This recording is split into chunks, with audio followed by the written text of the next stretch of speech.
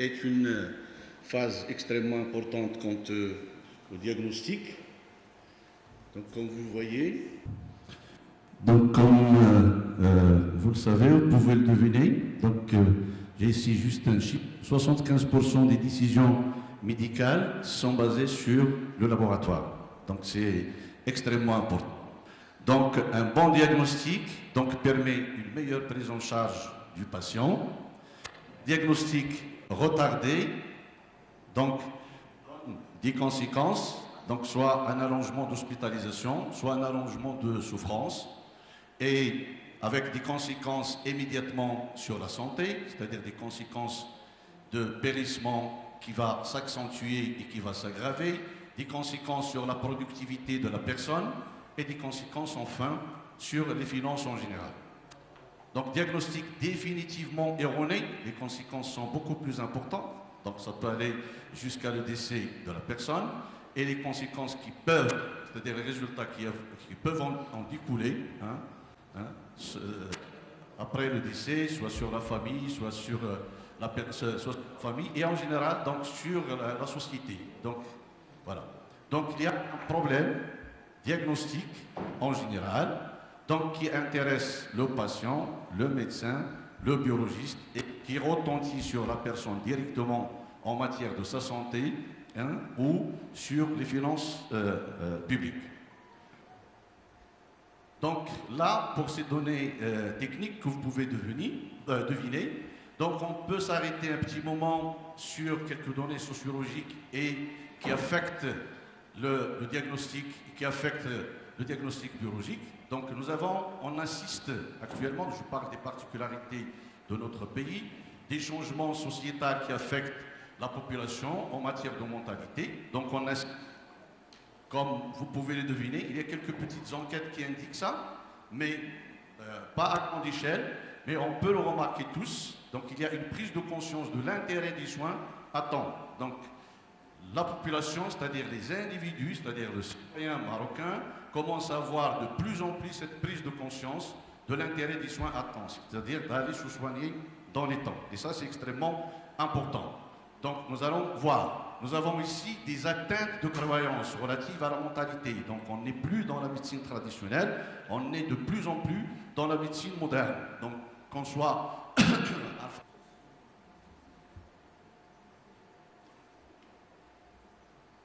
Donc, aussi cette... Pardon.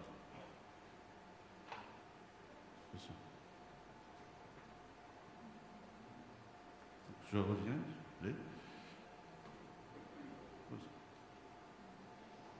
Donc, vous avez insuffisance. Voilà, nous allons voir les conséquences de tout ça, s'il vous plaît. Des insuffisances en matière législative, juridique et judiciaire. Et nous avons un problème aussi qui concerne le niveau intellectuel, c'est-à-dire l'authenticité. C'est-à-dire, je vais vous expliquer au fur et à mesure que malgré des niveaux intellectuels importants sur le plan technique, sur le plan affichage, donc il y a une contradiction avec le fond. Donc pourquoi tout ça? C'est pour aboutir à ça, c'est-à-dire notion de poursuite judiciaire qui prend l'ampleur vis-à-vis des professionnels de la santé. Donc on le remarque, il n'y a pas d'enquête toujours, il n'y a pas d'enquête élargie, sociologique, mais on remarque des procès de plus en plus qui s'entretiennent au niveau des tribunaux. Tout ceci pour vous dire que, puisqu'on a dit au début que le diagnostic en général dépend largement de la biologie, que les gens commencent à vouloir se soigner, qu'il y a une baisse, comme vous le voyez, de tolérance, du degré de tolérance de la population, c'est-à-dire des citoyens marocains, on n'est plus tolérant. Nous allons voir ça, la relation avec la faute médicale. Pardon. Donc, tous ici convergent vers ce que je viens de noter ici. Donc, la notion de poursuite va prendre de l'ampleur. On assiste de plus en plus à des poursuites judiciaires vis-à-vis des professionnels de la santé.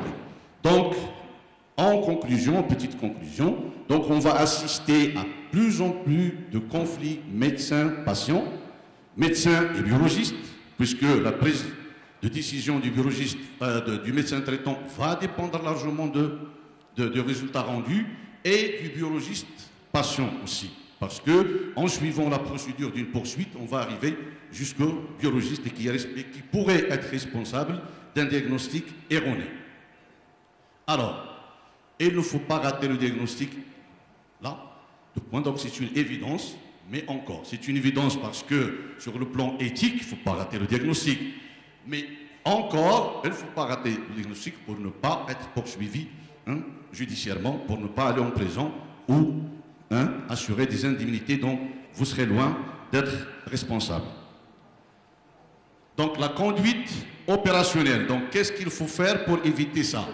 Donc, je reprends, vu l'importance de la biologie,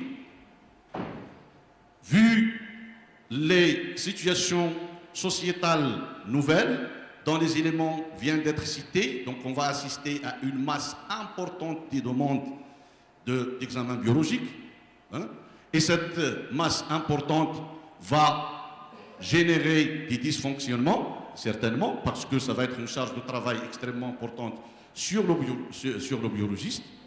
Donc, alors, qu'est-ce qu'on doit faire? Donc, nous avons l'importance des diagnostics biologiques, augmentation de la demande, vu ce qu'on vient de voir. Donc, par conséquent, nous aurons des dysfonctionnements au niveau de l'élaboration des résultats, donc des dysfonctionnements diagnostiques. Alors, qu'est-ce qu'il faut? Prendre toutes les mesures possibles pour éviter toute erreur. Comment faire ça? Donc, il faut une rigueur dans le respect des procédures, donc toutes les étapes du processus, c'est-à-dire le processus d'examen biologique, d'où l'intérêt, on peut penser tout de suite à la formation du personnel. Donc, pour former le personnel suffisamment et formation continue et le sensibiliser, le terrain montre que ce n'est pas vraiment évident parce que vous n'arrivez pas à faire adhérer tout le monde, à faire adhérer tous vos techniciens, à les sensibiliser à temps, faute de temps. Déjà, nous avons une masse de travail qui est extrêmement importante, à laquelle il faut faire face. Et puis, nous avons cette formation continue et l'intérêt de cette formation continue, il faut d'abord y croire. Et pour y croire, il faut vraiment changer carrément de mentalité au fur et à mesure. Donc, nous avons des difficultés à assurer ces formations. La preuve, c'est qu'on les assure et on remarque qu'il y a, si vous voulez, une évolution très lente en matière de résultats. Donc, conduite opérationnelle, encore, donc il faut maîtriser à travers, si maîtriser à travers la formation s'avère difficile, donc il faut penser à minimiser l'intervention humaine. Donc, masse de travail augmente, erreur augmente, penser, la première des choses qui viennent en tête, c'est former davantage le personnel, d'accord? Mais ce n'est pas évident, on vient de l'expliquer. Alors, qu'est-ce qu'il faut? Le deuxième volet, c'est minimiser l'intervention humaine. Comment minimiser l'intervention humaine? C'est d'automatiser. Alors, tout le processus analytique est automatisable. Donc, la pré-analyse, l'analyse et la post-analyse. Et nous allons voir, donc on va faire un petit retour sur l'intérêt de l'automatisation. Parce qu'il concerne la pré-analytique, ça va venir après. Donc, c'est quoi cette automatisation? Donc, c'est utilisation de la robotique pour réduire les tâches humaines, manuelles et répétitives. Si vous réduisez l'intervention humaine, vous réduisez certainement les chances d'erreur. Donc, pourquoi? Parce qu'il y a un grand nombre de paramètres identiques à analyser et un grand nombre d'analyses effectuées. Donc, pour y faire face et de façon efficace et authentique et éviter les inconformités, il vaut mieux penser à l'automatisation. C'est vrai qu'il n'est pas évident pour tous les professionnels de procéder à une telle automatisation, mais peut-être donc les professionnels ils peuvent s'unir dans des centres de diagnostic et puis il serait plus ou moins facile d'agir dans ce sens. Donc juste ici, donc, vous avez là une idée sur le marché mondial du diagnostic in vitro. Donc vous remarquez ici cette évolution qui vous montre ici la charge extrêmement importante effectivement de ce diagnostic biologique in vitro. Donc en 2005, vous voyez que c'est presque ça double, donc 29 milliards contre 44 milliards en 5 ans, en 2010. Donc vous voyez là, donc, juste une répartition. Donc vous voyez ici que pour le reste du monde, donc vous voyez l'Amérique du Nord, l'Europe l'Asie-Pacifique, l'Amérique latine reste du monde 8%. Donc vous voyez ici l'Amérique du Nord. Pourquoi? Cette notion de respect du droit de l'homme, cette notion de développement juridique et judiciaire, cette notion de poursuite et cette notion de mentalité aussi évoluée. Hein? Vous voyez? Donc ça impose effectivement aux professionnels d'aller plus loin. Donc pour nous, il peut s'agir parfois d'un luxe de faire certains examens, mais pour eux, si vous ne faites pas un examen et vous ratez, donc je pense que ces gens-là sont en train de trembler tout le temps, hein, parce qu'il suffit de donner un dossier à un avocat et qu'il vous fasse en prison. Donc vous voyez, c'est parallèle aux exigences de la population. Vous voyez, l'Amérique du Nord, l'Europe, vous voyez l'Asie, l'Amérique latine, donc ça va dans le même sens que chez nous, hein, donc en Afrique. Le reste du monde, c'est 8%. Donc pour vous dire que la part des examens biologiques et bien sûr d'autres examens radiologiques ou autres, mais nous avons précisé au début, d'après quelques données, donc certaines données, que 75% des décisions médicales sont à base de biologie. Donc pourquoi automatiser? C'est l'objectif de l'automatisation. D'abord, oui, pas d'abord, mais en effet, il y a la recherche d'une augmentation de productivité, parce que c'est une activité qui génère des bénéfices, mais essentiellement, c'est pour diminuer les staffs, pour moins d'erreurs. Donc on insiste sur diminuer les staffs pour moins d'erreurs et pour éviter les dysfonctionnements. Bien sûr, on n'évite pas de citer les charges salariales, mais ce n'est pas ça l'important, ce n'est pas ça le vif de notre sujet, c'est pour avoir moins d'erreurs et de dysfonctionnements et d'inconformités au cours du processus. D'accord?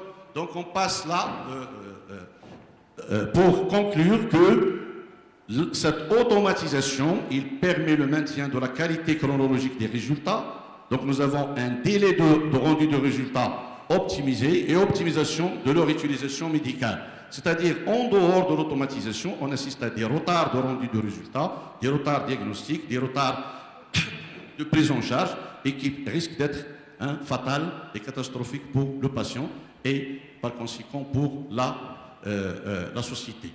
Donc l'automatisation et qualité, donc comme on peut le deviner, que l'automatisation réduit les erreurs grossières, type inversion d'échantillon en cours d'analyse, erreur de transcription, prélèvement sur tube primaire, donc ça permet de manipuler le tube, identification positive, donc vous posez le tube avec un code à barre, il est identifié, automatisation de la dilution et de la réanalyse, ça aussi c'est extrêmement important, parce que vous prenez un tube et vous tentez de le diluer à l'aide d'une micropipette et puis de faire le mélange et de le redonner à l'appareil, hein, c'est encore une source d'erreur.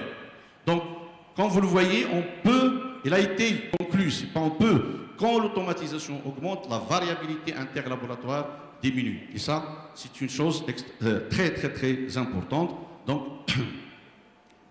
Donc maintenant, on passe à la phase préanalytique proprement dite. Donc nous avons rappelé l'intérêt des examens biologiques dans le diagnostic médical. L'erreur peut survenir vu la charge actuelle, parce qu'il y a plusieurs données qui ont poussé dans le sens de cette charge que nous avons mis en évidence. Donc cette phase, nous allons nous intéresser à une des phases les plus importantes dans le processus d'analyse, qui est la phase préanalytique. Donc c'est une étape qui dure avant la phase analytique et il est d'une importance capitale. Donc, comme vous pouvez le deviner ou vous le savez, il ne peut y avoir d'analyse fiable sur un prélèvement non conforme. Donc, c'est-à-dire que première étape ou deuxième étape, le prélèvement, donc qui est une étape une étape capitale dans la phase préanalytique. Nous allons voir au fur et à mesure ça. Donc, quelques données ici, 50% des erreurs de diagnostic sont liées aux variables préanalytiques. Vous voyez, ça, c'est énorme. Conséquence, donc nous avons 11% des patients sont soumis à des thérapies inappropriées, parce qu'il y a des erreurs diagnostiques, puisque le diagnostic médical est basé essentiellement sur la biologie. Et nous avons 15% des patients qui sont soumis à des examens supplémentaires inutiles. Donc, ce qui va coûter à l'économie du patient et par conséquent à l'économie publique aussi. Donc vous voyez là sur ce schéma que 80% des erreurs de laboratoire détectées sont pré-analytiques. Donc vous voyez ici que l'informatisation des laboratoires pour connexion aux autres, il y a une diminution importante des erreurs post-analytiques. Là, c'est l'erreur post-analytique. Là, c'est pré-analytique et là, c'est analytique. Donc tout est en diminution. À partir de 1975, les erreurs analytiques sont restées presque pré-analytiques, pardon, sont restées presque constantes. Donc le déroulement, nous allons voir succinctement le déroulement de la phase préanalytique. Donc il se passe en plusieurs étapes, dont chacune doit se fixer des objectifs, tout en respectant des exigences particulières et spécifiques. Donc ça commence par la prescription médicale, et puis le prélèvement. Donc il faut prendre en considération les conditions qu'il faut respecter, l'exécution du prélèvement, l'identification du prélèvement, un transport éventuel, parce qu'il peut se faire loin du labo, le triage, la centrifugation, un l'écotage éventuel si on ne travaille pas sur tube primaire. Et puis là, j'ai indiqué qu'après tout ça, cette phase préanalytique, on passe à l'analyse et à la phase post-analytique.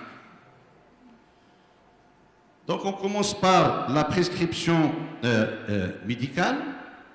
Donc vous avez ici, donc ça, il doit comprendre les renseignements. Et pour avoir tous les renseignements authentiques, il faut qu'il y ait une coopération prescripteur et patient. Donc s'il y a cette coopération, ça facilite suffisamment de renseignements cliniques et de renseignements anthropométriques et de tous les renseignements autour du patient, ça facilite l'interprétation et la confirmation des résultats. Par exemple, donc pour le dosage des médicaments, c'est juste un exemple, donc il faut indiquer la date, l'heure du prélèvement et qu'est-ce qu'on recherche. Est-ce qu'on recherche une efficacité ou une toxicité, la date du début de traitement ou de modification de posologie. Donc vous voyez que les renseignements peuvent aussi dépendre de la nature de l'examen demandé. Le prélèvement, donc il peut se faire au labo, à domicile ou dans un hôpital, dans une unité de soins. Donc pour le prélèvement, il faut respecter les exigences requises pour chaque test, donc régime alimentaire ou autre. Ici, je vous donne aussi un exemple. Donc les exemples qu'on connaît tous, donc la glycémie, donc observer un jeûne de 8 à 12 heures, donc ça vous donne une moyenne de 10, donc c'est 8 à 10. Donc les lipides, donc un jeûne en général de 12 heures. Donc pour les catécholamines, puisqu'ils contiennent donc des bases xanthiques, donc il faut demander aux patients de s'abstenir de prendre du chocolat, banane, thé, café. Donc juste pour donner un exemple. Donc respecter aussi, autre élément à respecter comme exemple, l'ordre de remplissage du tube. Donc l'ordre de remplissage du tube, donc vous voyez que les tubes d'hémoculture, les flacons d'hémoculture d'abord, et puis l'hémostase. Et puis voilà, vous avez les tubes secs héparinés au DTA et avec un antiglycolytique. La protection de la lumière, c'est en fonction, donc comme vous le savez, si vous cherchez à déterminer des composés à double liaison conjuguée, donc ils sont altérés par la lumière. Donc vous pouvez prendre l'exemple de la bilirubine par exemple.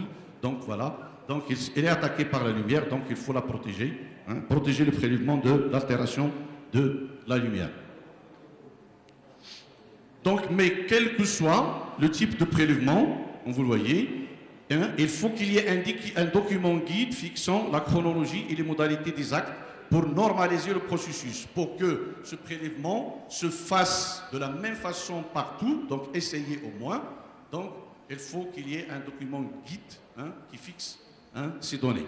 Donc, respecter dans les limites du possible les composantes psychologiques, donc mettre à l'aise le patient, optimiser le délai des résultats. Si vous mettez à l'aise le patient, vous le stressez moins, donc il est plus ou moins au repos, il est plus à l'aise.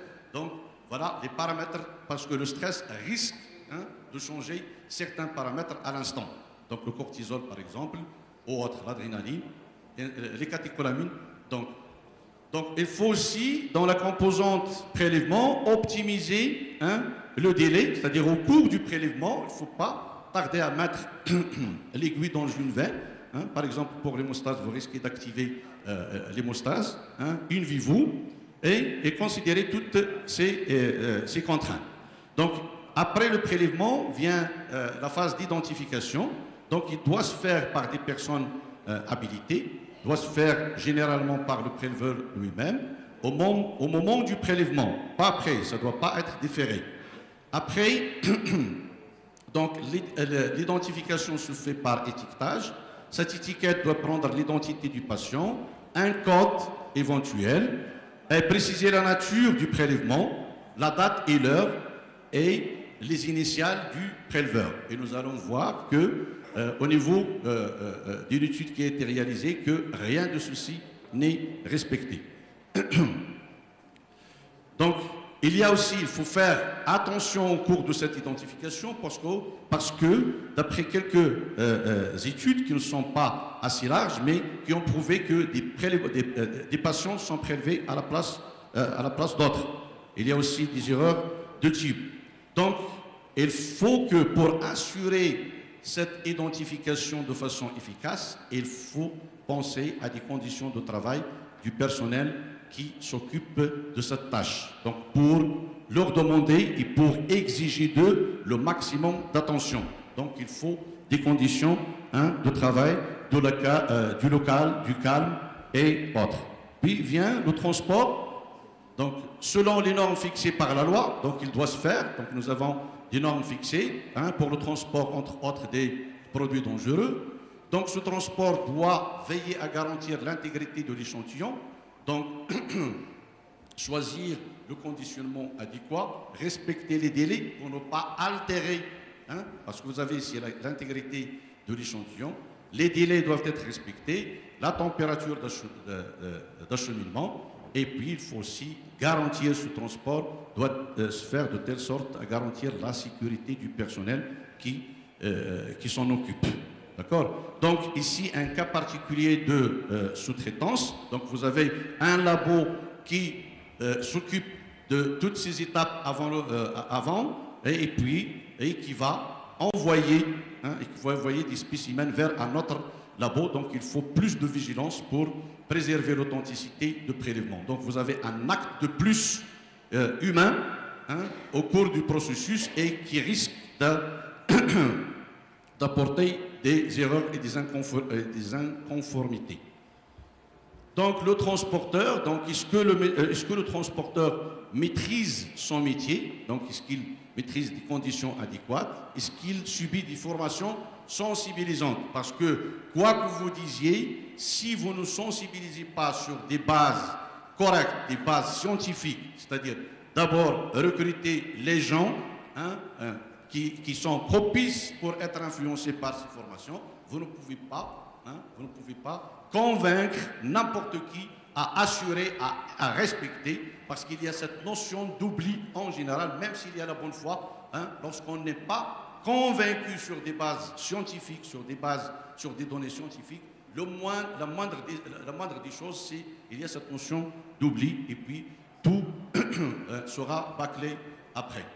Donc la réception au niveau du laboratoire, donc réception au niveau du laboratoire, si les prélèvements arrivent dans notre site de prélèvement, donc l'enregistrement au niveau du secrétariat, donc voilà, identification exacte des spécimens, donc échantillon patient, un échantillon pour un patient, donc et puis le tube, ce triplet tube patient et la demande doivent avoir un identifiant unique. Et puis veiller à l'étiquetage et qualifier les statuts du prélèvement. Est-ce qu'ils sont conformes à ce niveau?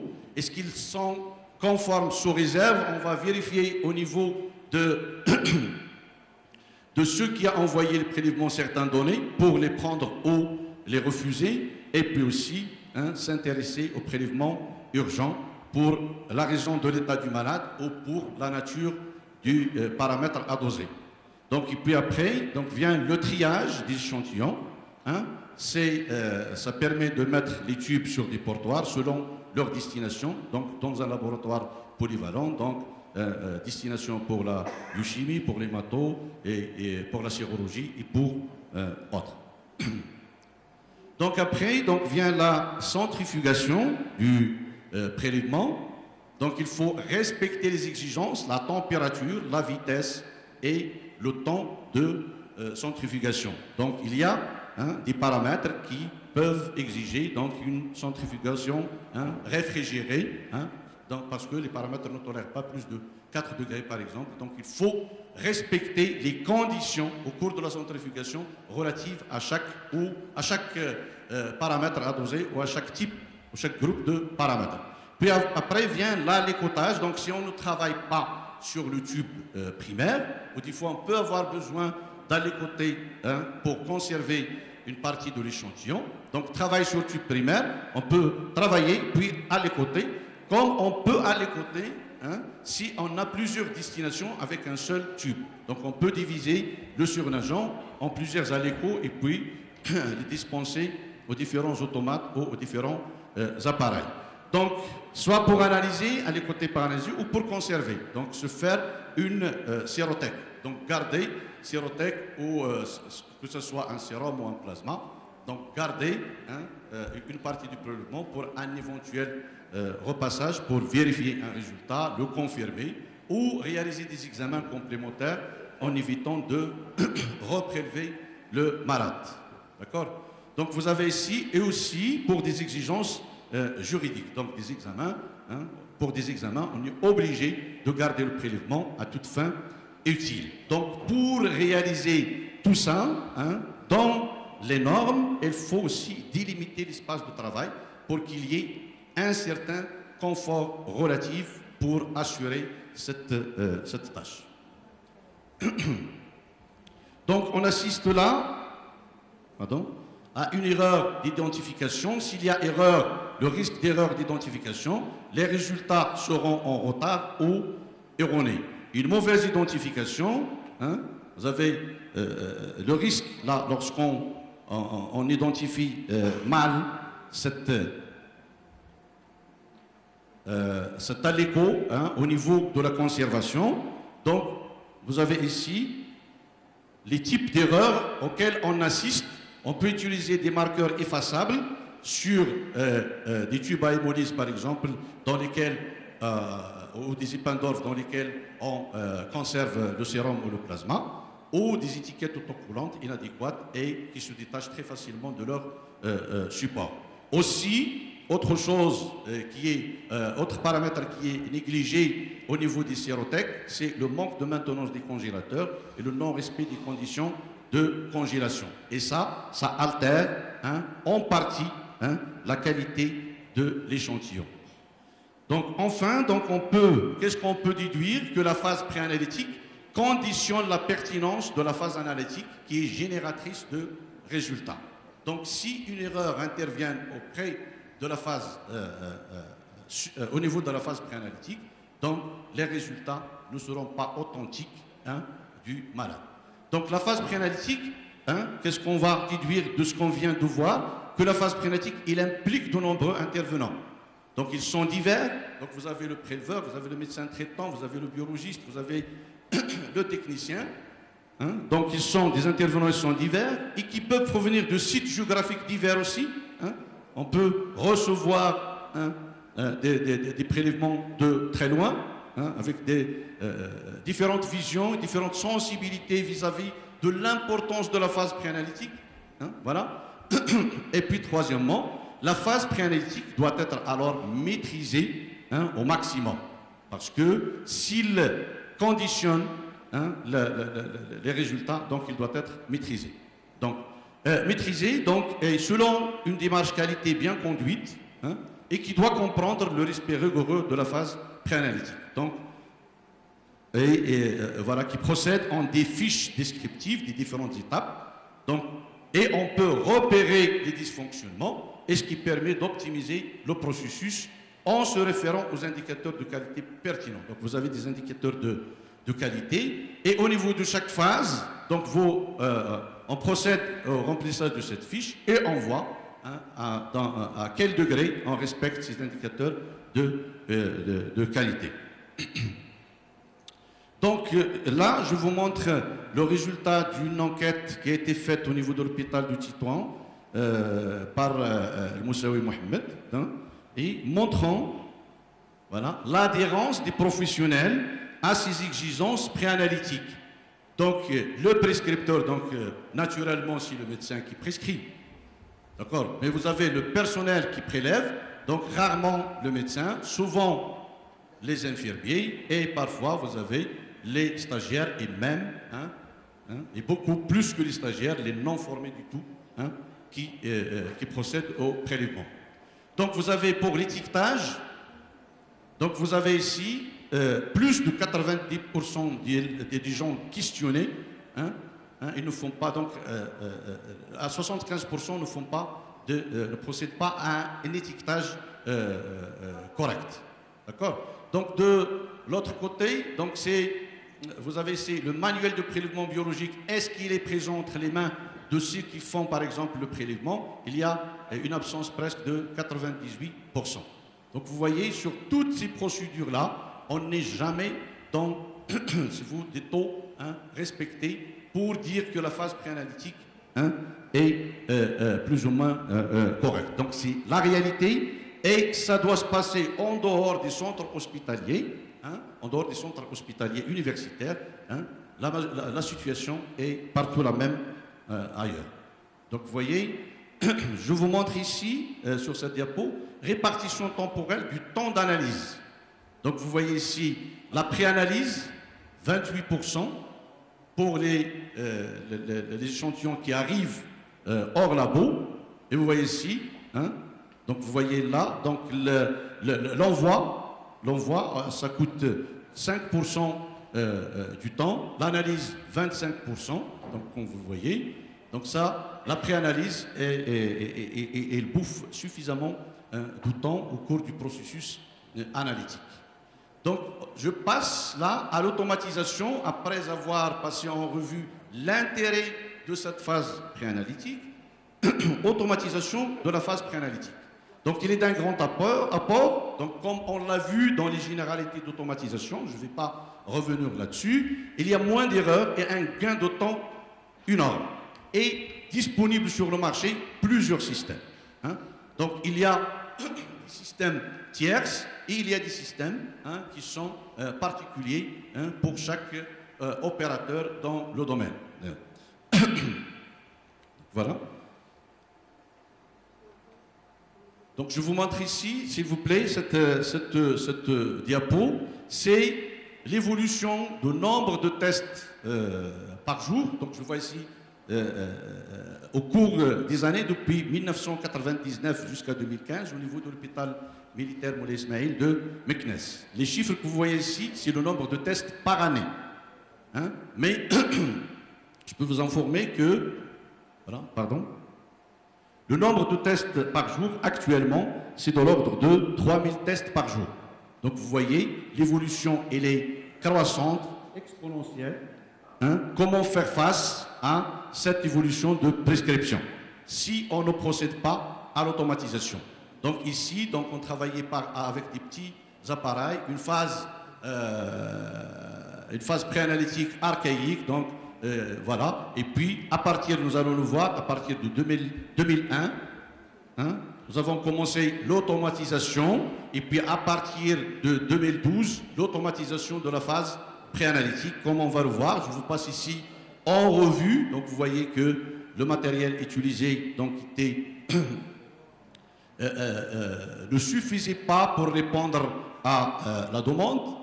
Donc là, en 1999, vous voyez que la qualité de l'automatisation, elle s'améliore au fur et à mesure de la pression de la demande. Donc en 2001, donc je passe s'il vous plaît, jusqu'à 2012. Donc là, vous voyez ici, c'est la partie qui assure la préanalytique au niveau de l'hôpital de biochimie de l'hôpital militaire Moulay Ismaïl. Donc vous avez ici, ce sont les analyseurs, et vous avez ici la préanalytique. Donc le prélèvement primaire, donc il est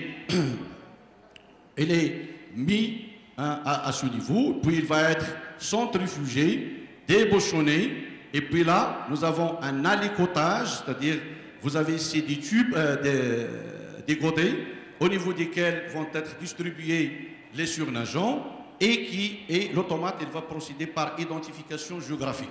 Et là, on va récupérer les racks et puis ça va vers les différents automates. Et là, il y a un algorithme et le choix de l'analyse de l'automate de destination et en fonction de la disponibilité. Donc là, pour par exemple doser un glucose ou un urée ou une créate, s'il n'est pas disponible sur cet automate, donc il va sur celui-là, donc il y a un gain de temps énorme. Et ici, sur le plan préanalytique, donc on a remarqué qu'il y a largement moins d'erreurs préanalytiques au niveau du personnel, et puis le personnel est là aussi moins de contact avec les spécimens, donc moins de risque de contamination, et puis aussi la partie elle est extrêmement robuste, c'est une robotique, il y a des pannes rares. Ce qu'on a vécu comme expérience, si un bouchon se détache, donc on peut ouvrir pour l'enlever, ou un tube cassé. Sinon, il est doté d'une robustesse très importante qui vous assure un confort d'utilisation. Donc vous avez évolution, là, vous voyez parallèlement au nombre de tests, vous voyez lorsque vous vous équipez tel qu'il se doit, vous avez l'évolution de recettes, par exemple, de l'hôpital du service de biochimie de 1997 à 2015. Vous voyez, c'est une évolution extrêmement, vous voyez, exponentielle. Et à partir de 2012, vous voyez que les chiffres sont très importantes. Donc, je peux vous donner, ici une donnée, c'est 33% de la recette de la totalité de l'hôpital, tous services confondus, c'est le service de la biochimie qui l'assure, et c'est grâce à cette automatisation, y compris de la phase préanalytique.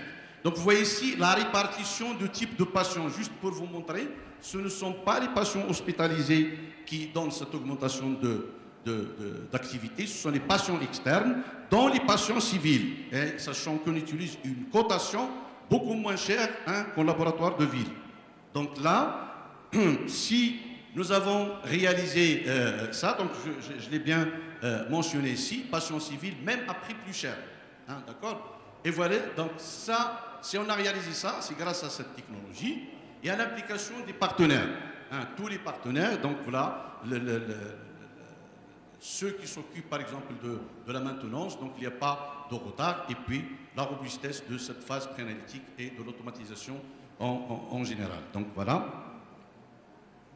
Donc, je ne peux pas parler, on ne peut pas parler de la préanalytique, analytique sans impliquer la post-analytique, parce qu'une partie de cette post-analytique dépend de la pré-analytique. C'est-à-dire, la post-analytique, c'est lorsque vous récupérez votre spécimen et vous le mettez dans la sérothèque à toute fin utile pour le reprendre un jour ou immédiatement tout de suite ou le lendemain pour réaliser des examens complémentaires ou vérifier un paramètre. Donc, si la préanalytique n'est pas bien faite, donc ce que vous conservez aussi n'est pas convenable. Donc, il est conditionné par la phase préanalytique. C'est pour ça que j'ai trouvé utile de l'indiquer.